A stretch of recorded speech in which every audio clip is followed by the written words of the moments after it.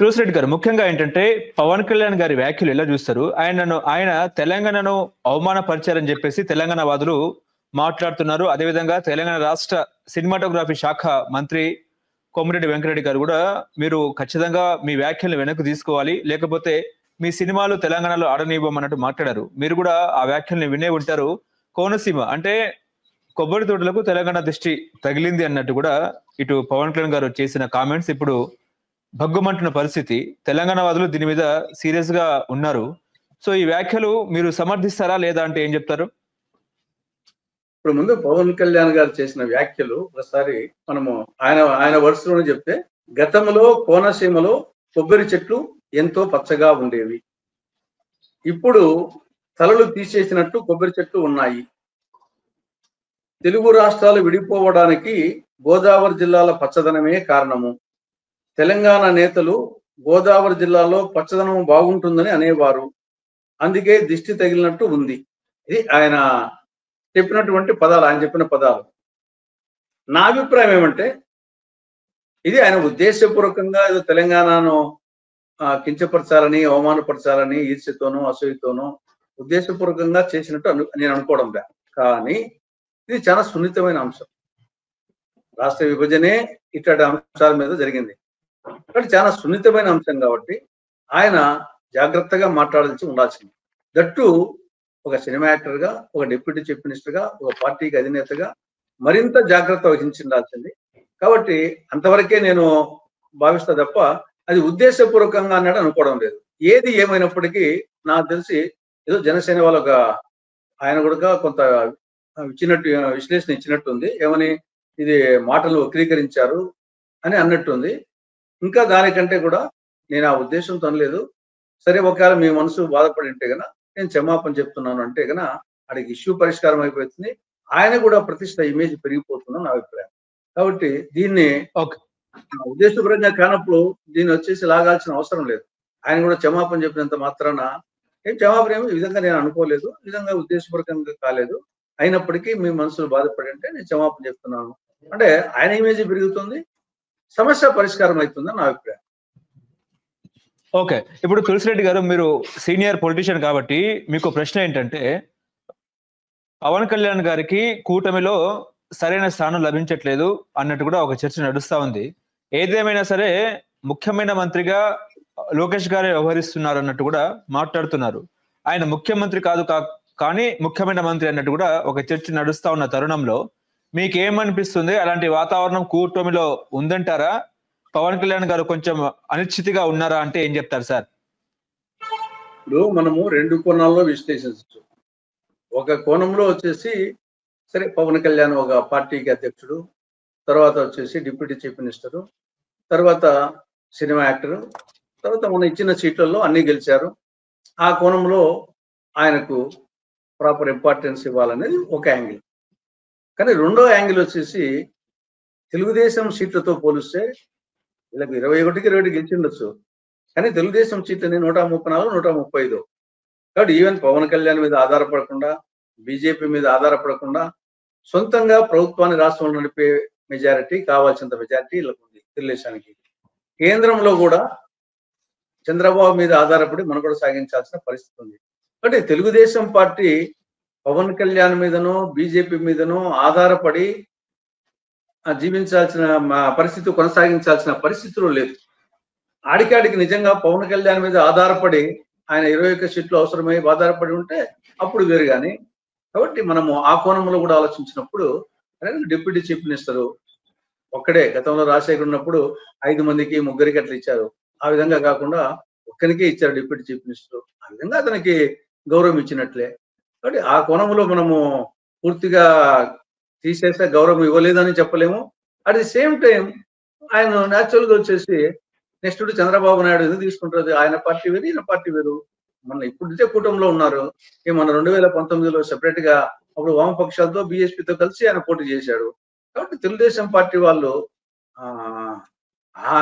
ఎంతవరకు రెస్పెక్ట్ ఇవ్వాలో, ఎంతవరకు ఇవ్వాలో అంత ఇస్తారు తప్ప పూర్తిగా వచ్చేసి చంద్రబాబు తర్వాత ఆయన ఏం చెప్పేసి వాళ్ళు ఎందుకు చేస్తారు? ఆ విధంగా ఈయన ఆశించకూడదు, ఆ విధంగా ప్రజలు ఆశించకూడదు. ఆ పరిస్థితులు లేవని నా అభిప్రాయం. అంటే ఇప్పుడు తులసిరెడ్డి గారు ముఖ్యంగా ఏంటంటే పవన్ కళ్యాణ్ గారు ఏ సభకి వెళ్ళినా, అదేవిధంగా బాబు గారు సీఎం గారు ఏ సభకి వెళ్ళినా కూడా మేము మరో 15 ఏళ్ళు కలిసి ఉండాలి, కలిసి ఉండకపోతే అభివృద్ధి జరగదు అన్నట్టు కూడా మాట్లాడుతున్నారు. అంటే డిప్యూటీ సీఎం పవన్ కళ్యాణ్ గారు ఎక్కడికి వెళ్ళినా కూడా మరో 15 ఏళ్ళు కలిసి ఉండాలని ఎందుకు ఆ బలంగా చెప్తున్నారు అనేది చర్చ. దీన్ని ఏం చెప్తారు సార్? అది ఒక విధంగా అభద్రతా భావం అనిపిస్తుంది. అభద్రతా భావంతో అటు చంద్రబాబు నాయుడు గాని, ఇటు పవన్ కళ్యాణ్ గారు గాని అభద్రతా భావంతో ఉన్నారేమో అనిపిస్తుంది.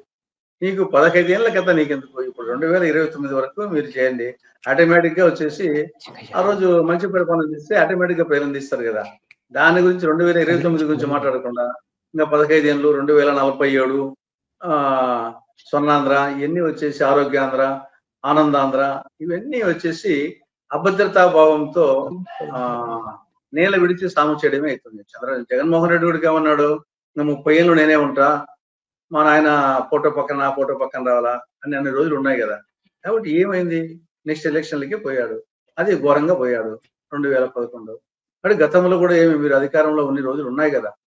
అయినప్పుడు 23 సీట్లే, 2019లో మీకు వచ్చిన 23 సీట్లే. అంతకుముందు చంద్రబాబు నాయుడు 14 ఏళ్ళు ముఖ్యమంత్రిగా ఉన్నాడు కదా. కాబట్టి ప్రస్తుతము వర్తమానాన్ని గురించి ఆలోచిస్తే బాగుంటుంది తప్ప భవిష్యత్తు గురించి అనవసరంగా గాల్లో మేడలు కట్టుకోవడము అది ఏ పార్టీకైనా మంచిది కాదని నా అభిప్రాయం. కానీ తులసిరెడ్డి గారు ముఖ్యంగా ఏంటంటే ప్రతి మాటలో కూడా జగన్ భయమే కనిపిస్తోంది.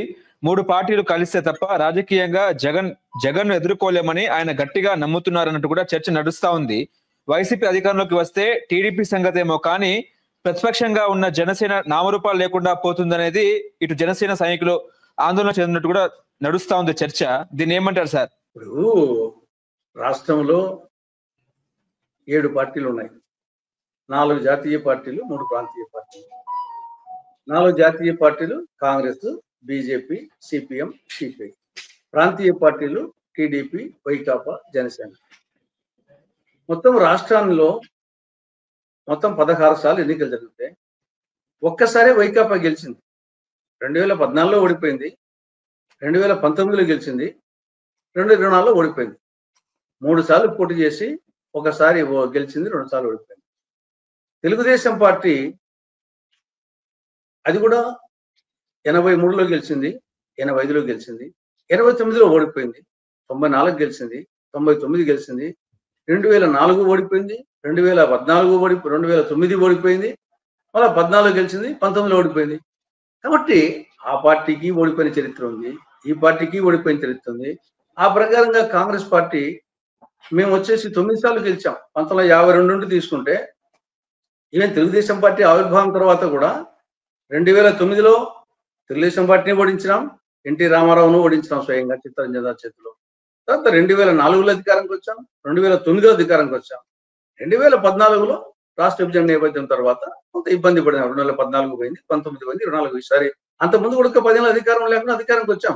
అంతకుముందు 94 నుంచి 2004 వరకు 10 ఏళ్ళు లేము.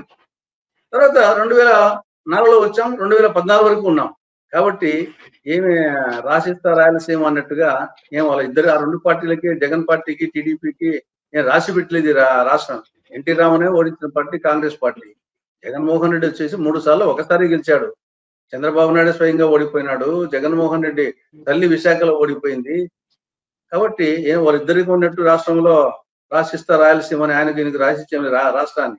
మేము కూడా ఉన్నాం, కాలం కలిసి రాక ఉన్నాం, అంతేగాని ఎల్లకాలం ఎట్టే ఉంటుందా? బీజేపీ 27 ఏళ్ళు అధికారం రాలి ఢిల్లీలో మొన్న వచ్చింది, 27 ఏళ్ళు. మేమేమో 10 ఏళ్ళకే మేము వచ్చేసి తెరమరుగు అయిపోయాము. వీళ్ళకి వచ్చిన కొద్ది కాలానికే 2 సార్లు ఓడిపోయినా ఒకసారి గెలిచారు. కాబట్టి ఆ 2 పార్టీలే ఉన్నాయనుకోవాల్సిన అవసరం. మేము కూడా ఉన్నాం, కాలం మాకు కలిసి వస్తుంది. మళ్ళీ మేము వచ్చేసి ఈ ఇద్దరి పాలన చూశారు, దొందే. ముఖ్యంగా రైతుల్లో వచ్చేసి కసితో ఉన్నారు 2 పార్టీల మీద. ఏమైనా కాంగ్రెస్ మేలరా, ముసలుడైనా బసిరెడ్డి మేలని ఒక సామెత ఉంది కడప జిల్లాలో. ఏమైనా కాంగ్రెస్ మేలరా అనే అభిప్రాయం రైతుల్లోనూ మిగతా ప్రజానీకంలో ఉంది. కాబట్టి అనూహ్యంగా 2029కి ఈరోజు మేము చాలా లో లెవెల్లో ఉండొచ్చు, కానీ రాజకీయాల్లో ఉత్థాన పతనాలు, రాజకీయాల్లో జయాపజయాలు శాశ్వతంగా అట్టే ఉండవు. 150 తులసిరెడ్డి గారు ముఖ్యంగా ఏంటంటే వైసీపీకి ప్రధాన ప్రత్యర్థి పార్టీ ఎవరంటారు? జనసేననా లేకపోతే టీడీపీనా? ఇప్పుడు వైసీపీ ఏంటంటే ఖచ్చితంగా 29లో అధికారంలోకి రావాలని చెప్పేసి వైసీపీ వ్యూహాత్మకంగా ముందుకు వెళ్తున్నట్టు తెలుస్తుంది. ఒకవేళ 29లో వైసీపీ కనుక రాకపోతే ఇక ఆ పార్టీ కనుమరుగయ్యే కూడా అవకాశం లేకపోలేదు. నిజమే అంటారా? చాలా పార్టీలు కాలగర్భంలో కలిసిపోయిన పార్టీలు మన కళ్ళ మీద చూస్తున్నాం కదా. మన రాష్ట్రంలో కూడా అనేక పార్టీలు, చెన్నారెడ్డి లాంటి ఉద్దండుడు పెట్టినటువంటి తెలంగాణ ప్రజాసమితి కాలగర్భంలో కలిసిపోయింది. పెద్ద చారిస్మాటిక్ లీడర్ వచ్చేసి చిరంజీవి పెట్టిన పార్టీ ప్రజారాజ్యం కాలగర్భంలో కలిసిపోయింది. కాబట్టి కొన్ని పార్టీలు కాలగర్భంలో కలిసిపోయినట్టున్నాయి. ఆ విధంగా చూస్తే 140 సంవత్సరాల సుదీర్ఘ రాజకీయ చరిత్ర ఉండేది కాంగ్రెస్ పార్టీకే. 140 సంవత్సరాలు 1985. ఇవి పవన్ కళ్యాణ్ పార్టీ మన ఇది 2014లో పెట్టాడు, పోటీ చేయరా. 19లో లెఫ్ట్ పార్టీస్ బీజేపీతో కలిపి పోటీ చేశాడు, ఆయన 2 సార్లు ఓడిపోయినాడు. మొన్న అయితే టీడీపీతో పొత్తు పెట్టుకొని మన గెలిచాడు. కాబట్టి తెలుగుదేశం పార్టీ కూడా అది 83లో 82 మార్చి 29లో స్థాపించబడ్డ పార్టీ, 43 సంవత్సరాలు. బీజేపీ 40 సంవత్సరాలు. జగన్ పార్టీ 2011లో అది ఒక 14 సంవత్సరాల పాటు. ఇవన్నీ నిన్నగాక మొన్న పుట్టిన పార్టీలు. కాంగ్రెస్ 140 సంవత్సరాల పార్టీ అన్నమాట. కాబట్టి ఇవి చెప్పలేము, కాలగర్భంలో కలిసిపోయేదానికి ఏముంది. జగన్మోహన్ రెడ్డి ఎనీ మూమెంట్ వచ్చేసి ఆ సిబిఐ కేసులు కానీ, ఆ ఈడీ కేసులు కానీ, లేదా వివేకానంద రెడ్డి కేసు కానీ, ఆ కోడికత్తి కేసు కానీ, ఈ మద్యం కేసులు కానీ, ఈ కేసుల్లో ఏ కేసులు అయినా సరే దాన్ని ఎలే అయితే వస్తుంది కానీ 11-12 ఏళ్ళ ఉంటే అది కన్నా నిజంగా ట్రయల్ మొదలు పెడితే ఆటోమేటిక్ గా ఏదో ఒక కేసులో 100% 150% జైలుకు పోవడం తప్పదు. ఆయన వచ్చేసి అనర్హత వేటు పడం, ఆయన అనర్హత ఎమ్మెల్యే కానీ ఎంపీ కానీ కొన్ని సంవత్సరాల పాటు పోటీ చేసేదానికి ఉండదు. అప్పుడు నాకు తెలిసి ఆ పార్టీ ఎవరు చెప్పాల్సిన అవసరం లేదు, అది కాలగర్భంలో ఆటోమేటిక్ గా కలిసిపోతుంది. కాబట్టి ఇది ఏమంటే కోర్టులో డిలే జరుగుతుంది కానీ, లేకుంటే ఆ పార్టీ 100% జగన్ కు శిక్ష పడక తప్పదు. ఆ పార్టీ కాలగర్భంలో కలిసిపోక తప్పదు. హలో, తెలుగు రాజ్యం ఛానల్ చూస్తున్నారా? సామాజిక రాజకీయ జీవన చిత్రణే తెలుగు రాజ్యం. అతిశయోక్తులు అసత్యాలు ఉండవు. రాజకీయ కోణం కాదు, ప్రజా కోణమే కొలబద్ద. తెలుగు రాజ్యం వీక్షణ మీ ఉత్తమ అభిరుచికి నిదర్శనం.